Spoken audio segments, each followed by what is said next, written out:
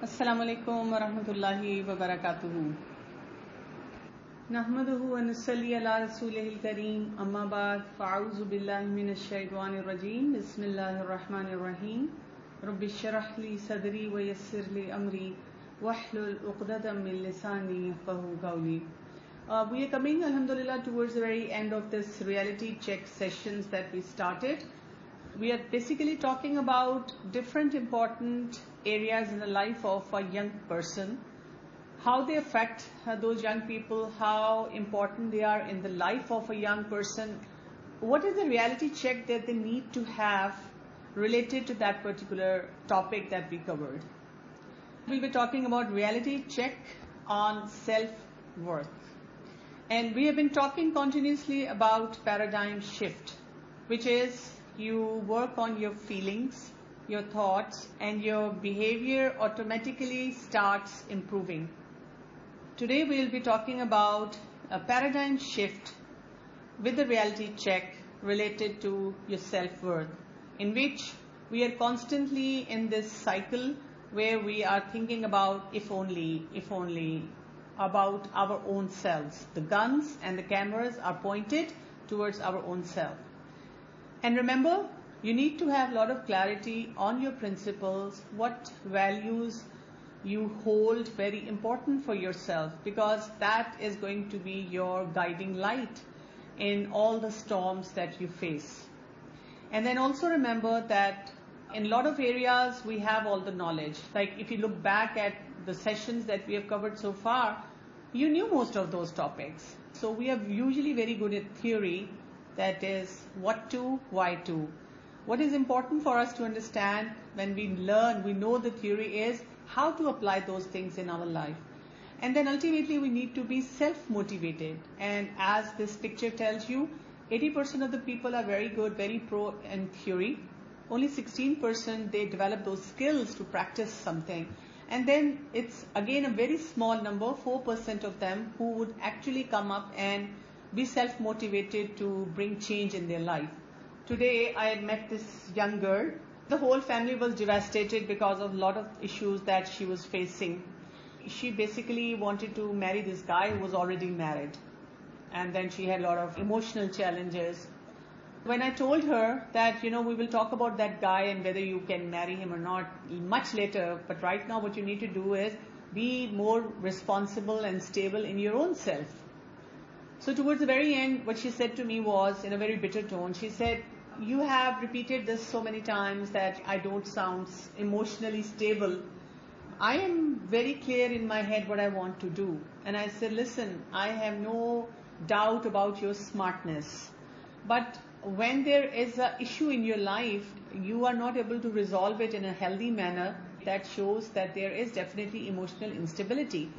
And when I asked her many things, that are you doing this, are you taking care of this, are you doing this, are you sleeping on time, are you putting away your phone on time, and she was like, no, which shows that, well, she knows the theory, but she's not able to practice it. It's about the fact that you can read anywhere, you can Google for it, you can read books on it, and they will give you those same parameters. So these things are very, very important, that we learn the right skills. So today what we are going to do is look into my decision about my own self, because end of the day it is very, very important that I understand my own self. What you are really worth never changes. That is something that you have to remember. This is the decision that you have to take from the very beginning of whatever you're trying to achieve. What do I know about my own self? And just how much are you worth? That is what we are going to understand today. Now, the important thing is you are worth more than you probably imagine. That is where we find a lot of people falling into very bad pits. So you have to decide if you want to take a high road, which would be catch sight of your best self, build your character and your competence, and learn to like yourself. Or you take a low road where you are fixating on opinion of others, what others think about you. So doing nothing to improve yourself, that will take you towards low road, and being hypercritical of your imperfections. You have to understand Nobody in this whole world would be able to say that I am perfect. We all have imperfections. And we live with those imperfections. The more you accept them, the more you have a good self-worth. So let's first try to understand over here the term that I'm using is not self-esteem, but I'm using the term self-worth. Because self-worth is something which then ultimately takes us towards self-esteem. So self-worth doesn't mean you are full of yourself. I mean, like if you tell someone, I have a good self-worth, they'll be like, oh, she's so snobbish, or she's proud, or she thinks too much of herself. We must always have humility and we should feel like, I am nobody. No. Self-worth it simply means you have got ample self-confidence and that you're okay with who you are. Right now what I want you to do is maybe look into the mirror. If you have your phone in front of you, you can turn on your camera and have a look at yourself and tell yourself, I'm okay. Rather than looking at yourself and saying, oh, my nose, my chin, oh no, I look ugly, or I have this pimple, or I am fat, I'm too thin, I'm dark, I am not fair, I don't like my hair. Self-worth is you have confidence in yourself and you also have confidence in however you are. You need to have true estimate of your own self and you are okay with that. Okay, let's look at our today's questionnaire. You score yourself from 1 to 5 based on these questions. Number 1, I generally like myself. You score yourself from 1 to 5. I have confidence in myself. I am okay with how I look. I can handle rude or mean comments. I have good skills and talents. I finish what I start. I am happy with others when they succeed, even those closest to me. Look at your sister or brother right now. I regularly push myself to try new things and expand my comfort zone. I see myself as a winner. And the last one, I have accomplished some important things in my life. You can count the score and let's look at the final. As usual, if you score above 40, you are doing good.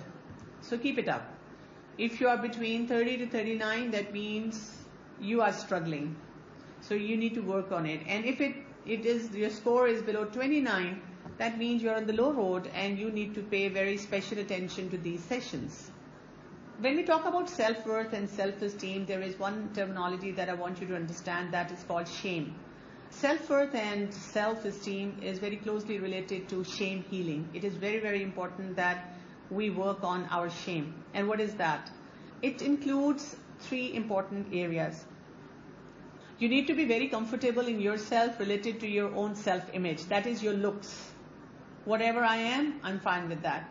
Like, for example, if you have gained weight and you're not happy with that, obviously there is something that you can do about it. You can work around losing weight. But I know like this young girl who was perfectly fine for her weight, but she keeps saying, I'm fat, I hate myself, I don't want to exercise, I don't want to go to gym, but I'm fat and I don't like myself that way. So ultimately, finally, what I told her was, let's look at some facts. And what are the facts? You calculate your BMI. When she calculated her BMI, it came out to be normal. So I said, all you have to do is learn to eat healthy and learn to like yourself the way you are, your self-image. That heals the shame. Otherwise, when you have a lot of shame, that's when, you avoid people or you get into a lot of mess, which we are also going to be talking about. Then we have self-perception. And this self-perception is what you think about yourself. Like in your own thoughts, you feel, oh, I'm so embarrassing. Oh, when I talk, people laugh at me. I'm no good. My mom doesn't love me, but she loves my sister or my brother or someone else. And these are my own perception about myself. This ultimately takes us towards self-esteem, where I'm really concerned about my repute with obviously the important people around. Now, let's look at this diagram. These are different life events that we have. We will have highs, we will have lows.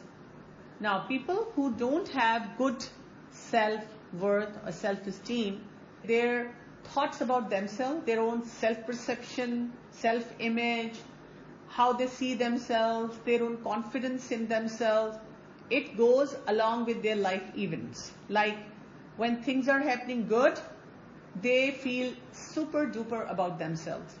When things are going down, they feel, I hate myself, I hate my life, I have bad luck, nothing goes well. Suddenly something good again happens, they are happy with it. And they are like zoom back to, oh, I love my life and I love my parents and everything is so good in my life. And again something bad happens, because we will always have highs and lows in life. That's how life is. All their life events are associated with how they see themselves. Things are going fine, they like themselves. Things are not going fine, they hate themselves. Whereas how we need to see ourselves is like this. These are the life events which are taking place, highs and lows. Sometimes things are going right, sometimes things are not going right. Sometimes you are very famous, or you did something which is appreciated among your friends. Sometimes you're not famous, or things are not appreciated among your friends. Sometimes your parents are appreciating you, at other times they're not appreciating you. Sometimes whatever you are trying to achieve in your life, your goals, whatever you have set for yourself, you're able to get them. Sometimes you're not able to get them. But no matter what happens, this is how your self-worth is. It stays static. Obviously, when you're hurt by someone, when you're affected by the external events, it does make you feel low. But at that time, you tell yourself, I hate myself, or you don't go into this pain, or you don't start hurting your own self. If you have a healthy self-worth, no matter what happens, you are able to tell yourself, I'm okay, okay, fine, right now things are not going smooth in my life, but there were good times, and inshallah more good times will come. So if this is how you see yourself in every situation, then you will be able to withstand peer pressure. Then you will be able to try new things and get to know new people. Then you will be able to deal with disappointments, mistakes and failures in your life. And you will feel loved and wanted. This is so much important to have healthy self-worth. But if you have poor self-worth, like things are going in the upper direction, your self-esteem is also the graph going up. Things are going down bad in your life, and your graph is also going down. So that means you have poor self-worth. In that you are going to cave into peer pressure. There will be addictions in your life, there will be affairs in your life, you will be into boys, you will be into watching sick stuff, you will be fighting with your parents, you will avoid trying new things. You wouldn't want to, your parents or your teachers and your mentors might be giving you 100 ideas on how you can improve yourself as a person, and you wouldn't be bored with everything. And you will fall apart during tough times. And you will automatically feel unwanted and unloved. No matter how much people would try to show you the better side of whatever is happening in your life and how you should still have gratitude and be thankful to Allah subhanahu wa ta'ala, but you wouldn't be able to see it yourself. Okay, I have an okay self-worth, but I just doubt myself sometimes. We all doubt ourselves many times. So when you are doubting yourself, all you have to do is sit down and look for some facts. If you are doubting yourself based on facts, that means there is something, a skill that you have to develop, a skill that you have to work on. But if you feel that you're doubting yourself just based on that something that someone said which is not factual, then you just have to get rid of that thought and start working more on your self-worth. Let's see how this self-esteem or self-worth develops in us. The first thing, usually what people say is that your self-esteem develops how people treat you around. But surprisingly, we find out it is our own relationship with ourselves. How I see myself inside, how I talk to my own self rather than first looking at the people. So your own relationship with yourself is going to define your self-worth or your self-esteem. After your own self comes your family. What kind of relationship you develop with your family. If your parents and your siblings have healthy domain, you are spending healthy time together, you appreciate each other for doing something right, you're respectful towards each other, Your parents also have challenges, but they are able to cope with their challenges, and that's when they are also able to understand where you are, and they are also able to bring out the best in you. So your whole family dynamics is going to have an effect on that. And the third is then people around you. That could be your grandparents, that could be your uncles and aunts, your cousins, then your neighborhood, then your institutions, academic institution where you go and you study, and all the people that you interact with, including a big bunch of your friends that you meet.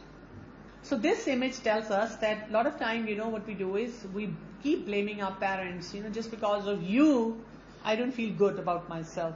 But we fail to understand that it is my own relationship with myself which was not healthy. Because I have seen, and I am sure you also have seen if you listen to some of those TED Talks, or even otherwise you come across people who have come from very abusive families or dysfunctional families and even broken families, and they're doing very well, and their self-esteem is very good. Why? Because they worked on their own relationship with themselves, and that's how they survived. That's how they made it. So it is very, very important that rather than only focusing and blaming other people, we first work on ourselves. What kind of messages we give to ourselves is very important. Always tell yourself, I'm an okay person. I'm not that bad. I remember a couple of years back when somebody would come to me and tell me that so-and-so is listening to your sessions and it's really helping them. And I would be like, really? I mean, this is the conversation I'll have in my heart with myself. And I'll keep asking myself, Acha, was it that good? I don't think so. I really did anything good. Eventually, when I learned about self-esteem, I told myself how I used to look down on myself. I shouldn't have done it. Even now, if somebody would tell me that your sessions went really well and your students learned a lot, so the first thing that will pop up would be the same. Really? I didn't do much. But then I will tell myself, listen, if someone is appreciating you, giving you a good remark, enjoy it. Allah subhanahu wa ta'ala has blessed you, so be happy with that. So that's when you tell yourself, I'm an okay person. And let me be my own friend. This is the message that you give yourself.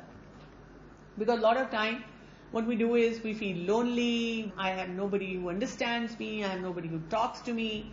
And we're looking at these outsources. So rather than looking at outsources, look at your own self and be your own friend. Then don't overindulge in grading your performance anxiety. In fact, don't grade your performance all the time. For example, you could be very good in baking a cake. Let's say there was a family event and your mom said that, oh, you can bake a cake for all of us.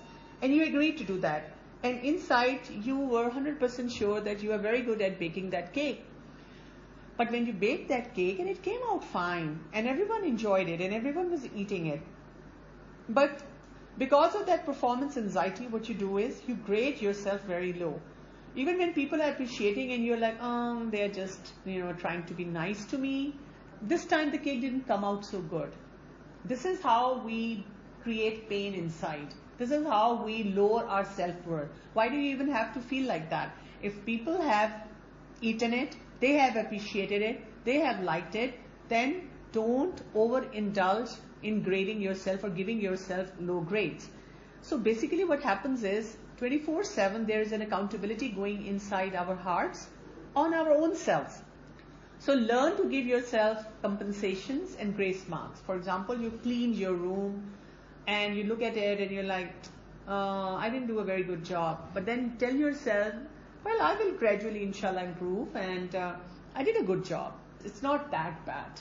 So you can always give yourself some marks, some gradings, which is going to help you move towards a very sound self-worth. And then unfriend ones who lower your self-esteem. Okay, this could be some people who are our so-called friends. This could be our brothers or sisters, siblings. Sometimes what they do is they keep telling us you're fat or you're ugly. They intentionally make these remarks or they give us these names. Obviously, you can't unfriend them this way that you don't talk to them because they're your family.